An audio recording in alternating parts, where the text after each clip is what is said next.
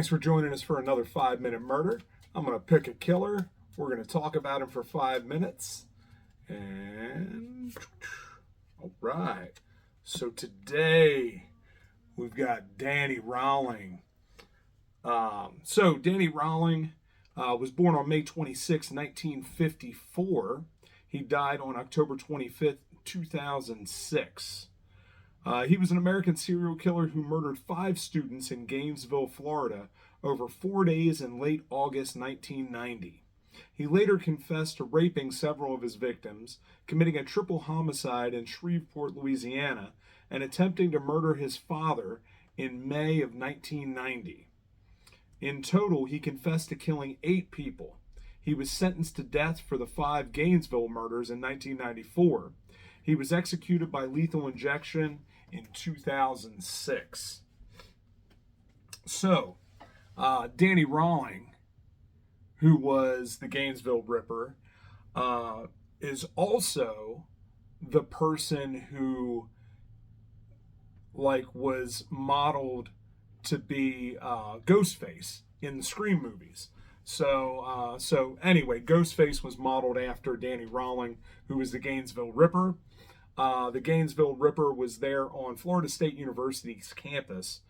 He ended up, actually, I have right here next to me, I just put these up today, but we've got a shadow box, right, of Danny Rawling with Ghostface behind him, and that is the Gatorwood Apartments. And that's some dirt from the Gatorwood Apartments, and Gatorwood is no longer there. There's another apartment building right there where Gatorwood used to be, and it is a beautiful, beautiful place, the new apartment building. But that is right where Danny Rawling went in and killed 2 women on the same night.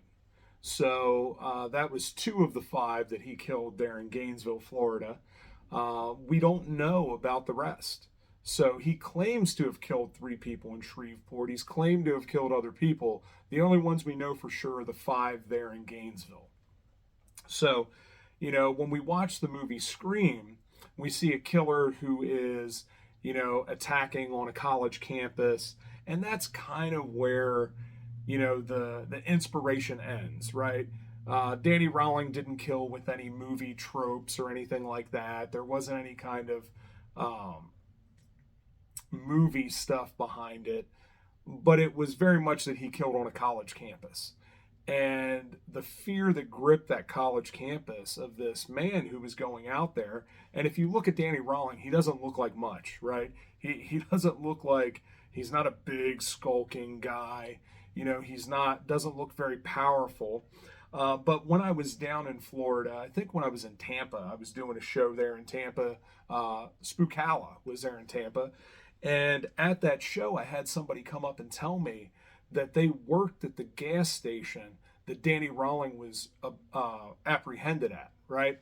So when he was arrested, he actually went to this gas station to stick up the place, right? And that was kind of his MO. He would go to different public places and he would rob them, right? So he ended up robbing several gas stations.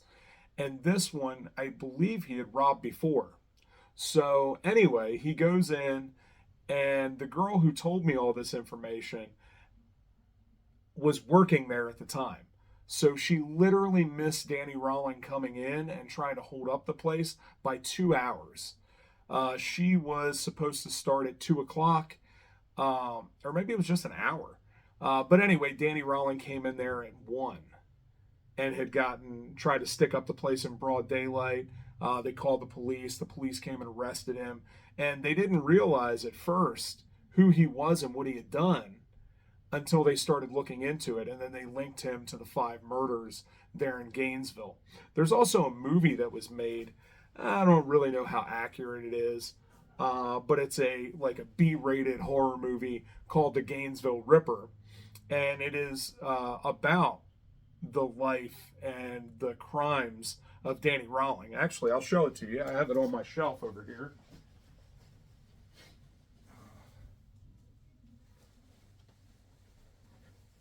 Here it is right here, called The Gainesville Ripper.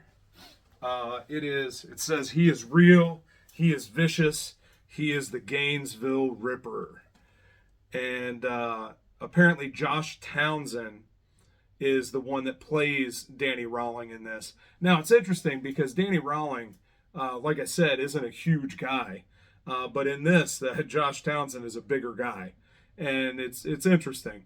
So it says, in the year 1990, the college town of Gainesville, Florida becomes a blood-soaked hunting ground as a serial killer ravages the community and leaves a trail of depravity and horror in his wake. Who will be next, and how will he be stopped? Based on the real life and crimes of Danny Rawling, the Gainesville Ripper is an unflinching look into the mind of a maniac that has to be seen to be believed. So, anyway, if you should be so inclined and you're a fan of indie horror movies or B-rated horror movies, check it out, The Gainesville Ripper. I enjoyed the movie. I thought it was interesting. Don't know how accurate it was, but Danny was a crazy, crazy guy, like all of these people that we talk about on 5 Minute Murder. But it's a fascinating story, and to end up becoming the inspiration for a movie that now has 6 sequels, right? And most people, it's amazing to me, don't know that Danny Rawling was the inspiration for Ghostface. Right? People don't know that. Of course, it plays a small part, but there are a lot of people that don't realize that Ghostface was actually based off of a real person. And it always makes me laugh because when people get real squeamish around the whole, serial killer thing, the truth is a lot of the movie killers were based on real people. Like there was something that inspired them. Psycho and Texas Chainsaw and Buffalo Bill, all inspired by Ed Gein and the crimes of Ed Gein and different aspects of his personality that inspired those movie villains. And so it's amazing to me that people will not be able to handle the real killer, but be willing to watch and have fun and laugh about the guys up on the silver screen. It's amazing to me. I've never understood that psychology. You're just enough removed, and you don't want to look at the truth. Now, to me, I would much prefer to look at the truth and understand the real people behind it and understand the real horror. Even though I love horror movies, I think they're fantastic. I think it is an incredible expression of creativity. To do things like that and to really reach in and touch people, whether it's to scare the shit out of them or to hit some of the triggers in their life, right? I think it's important that we have those things, and I think it's equally as important to get to know the real stories, the real horror behind the horror, right? So anyway, there you go, another 5 Minute Murder, longer than 5 minutes always. Don't get on me, Mary. But yeah, I will be up in Columbus this weekend for a show called Torg. So I'll be up there ready to rock and roll doing the things. Come and see me if you're in the Columbus area. I will be there. I think it's at the Ohio State Expo Center is where it's at. And yeah, come and see me. Hang out, check out the stuff at the booth, pick up a copy of Killers, and I will see you all soon.